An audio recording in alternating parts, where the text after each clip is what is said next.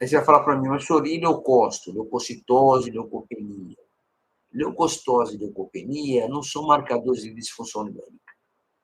São marcadores de processo reativo leucocitário por algum fenômeno agudo. Pode ser infeccioso ou não. Claro que a leucocitose é mais comum em infecção, leucopenia também é muito comum na fase aguda. Mas não é só elas que fazem leucocitose e leucopenia. Tem uma gama de patologias agudas que fazem isso, você sabe disso.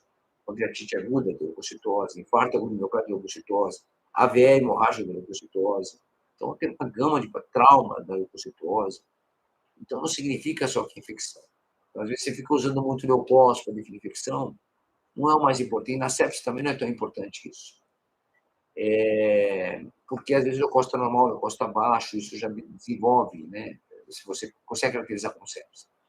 Nós tínhamos uma condição anterior, lembram das classificações de sepsis?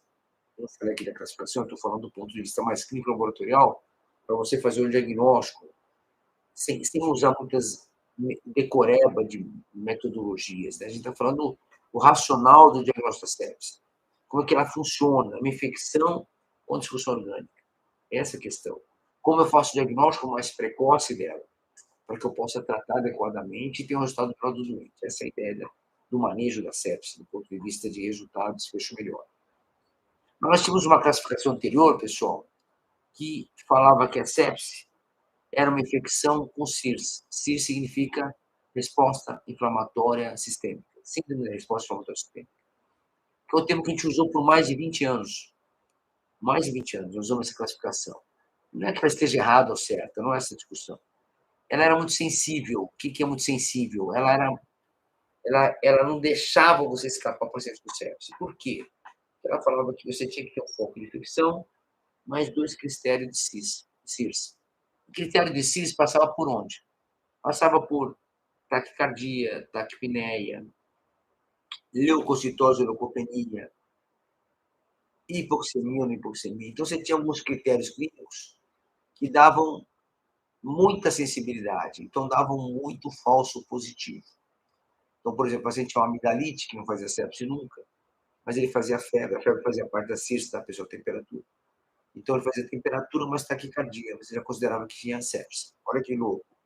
Então, se ele tinha qualquer coisa, uma sinusite, ele estava com febril, com frequência cardíaca alta, já era sepse. Você sabe que a febre dá taquicardia. Então, ela era muito sensível, então gerava um problema na interpretação. E aí foi mudando. De uns anos para cá, nós temos alguns guidelines, muitas vezes, que falam que a gente não deve usar mais a CIRS. A CIRS existe. Por quê? Essa resposta inflamatória sistêmica, ela era considerada a resposta inflamatória das doenças não infecciosas que faziam febre, que faziam leucocitose. Quem são elas? Grande queimado, grande trauma, grandes cirurgias, né? Pacientes com pancreatite necrótica, hemorrágica, aguda, grave, AVEs extensos. Então, esses doentes todos faziam febre, fazem febre, fazem leucocitose. Então, esse conjunto sindrômico dele, que não era infeccioso, era inflamatório, a gente chamava de CIRS. Então, na época, um pesquisador muito importante, que já faleceu, chamado Roger Bonney, ele desenvolveu isso na década de 90, falou, olha, vamos fazer assim, para ficar mais ou menos todo mundo alinhado com o conceito, na mesma página, nós vamos chamar de sepsis, quem tem infecção e mais 2 critérios de CIRS. Era isso. E facilitava mesmo.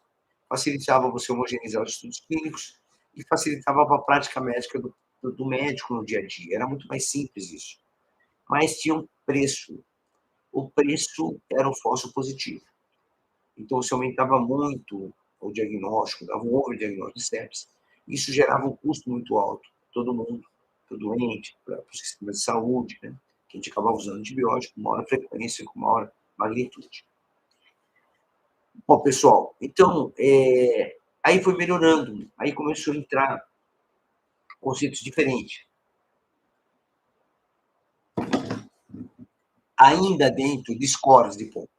Então, o critério de sepsis ainda era infecção e usar um score de pontos, que seria fácil para todo mundo. Aí um deles foi o SOFA. O SOFA passa por isso que eu falei para vocês, sinais vitais, nível de consciência, hipoxemia, bilirrubina, plaqueta, entendeu? Então, ele media várias funções orgânicas, vários itens de funções orgânicas, e aí você analisava o SOFA. O SOFA é uma sigla do score de disfunção orgânica seriado. Então, você tinha que fazer uma vez e fazer uma segunda, e ver se estava progredindo. Se houvesse uma progressão de uma ou duas pontuações, você tinha níveis, né? Plaqueta bilirrubina alterada, mas tinha um nível de alteração. Entendeu? Glucose alterado, plaqueta alterada, nível de alteração. Frequência cardíaca alterada, uma variação que é mais grave, menos grave, com pontuação para isso. Então, se havia uma progressão desse score, junto ao foco de infecção, você considerava sepse. Mas era seriado, era progressivo. Aí se economizou um pouco, fez o Quick SOFA, que usava só 3 itens do SOFA. Também não ficou tão bom o nosso manejo. E hoje a gente considera que você pode usar algumas ferramentas, mas os critérios clínicos são muito importantes para o diagnóstico. E você pode usar outros marcadores de score. Voltou de novo a se falar que o CIRS pode ser razoável, a CIRS pode ser razoável para o critério diagnóstico. O NILS e o NILS modificado, o NILS modificado e o NILS clássico, o NILS também é uma escala de score de pontos que a gente usa muito em enfermaria, que são os alertas, né? Alerta vermelho e tal. Então, é uma variação de sinais vitais que você está acompanhando. Se o paciente varia X, você tem que estar pensando na possibilidade de sepsia. É usado como alerta em situações de observação clínica de doente, na enfermaria, no pós-operatório, na emergência. Então, você pode usar essa tabela como sendo um critério de sepsia em algumas situações clínicas. Então, veja só que ainda, mesmo depois de todos esses anos, a gente não acertou direitinho. Esse último guideline não fala exatamente como você faz o diagnóstico. A gente fala tudo que eu estou falando para você, mas quando ele vai para os scores de ponto, ele mistura um pouco. Fala, ó, você não deve usar o QuickSOFA mais. QuickSOFA, que é o SOFA simplificado. Mas você pode usar CIRS, pode usar um MILS, pode usar um MILS modificado. Entendeu? Então, houve uma certa, não é confusão, eu diria, né? A gente sabe que é sepsis, mas a gente ainda não consegue marcar bem precocemente. Porque cada vez que você ingesta muito o score de pontos, você aumenta muito a sensibilidade. Quando você aumenta muito a sensibilidade, você tem muito falso positivo. E o inverso também é verdadeiro. Se eu começo a ser muito pontual, quero ser mais preciso, eu aumento o erro diagnóstico, a especificidade. Então, eu começo a ter muito falso negativo, que não era sepsia, mas era. Então, eu tenho que tomar cuidado com isso. Então, eu tenho que balancear a sensibilidade do meu critério diagnóstico junto à especificidade, para que eu não possa exagerar demais e nem deixar passar doente. Então, por muitos anos, por 2 décadas, nós exageramos muito com o diagnóstico. Hoje já calibrou mais. Essa calibração que foi feita pelos últimos guidelines, ela deu uma discussão na literatura, somente nós, latino-americanos, no Brasil, reclamamos um pouco disso, porque a gente ia diminuir nossa sensibilidade. E nossa mortalidade das sepsis no Brasil é muito alta, ainda é alta nos estudos brasileiros. E se a gente corrigisse muito esse critério de sepsis, tirando a CIS como carro-chefe, eu diminuiria a sensibilidade das minhas triagens e eu acabaria passando o doente com sepsis e mandando embora. Então, esse é um desafio para a gente. Ainda a literatura não mostrou isso claramente para a gente. Então, a gente vai ter que esperar os novos guidelines para ver se isso é realmente impactante para o nosso dia a dia.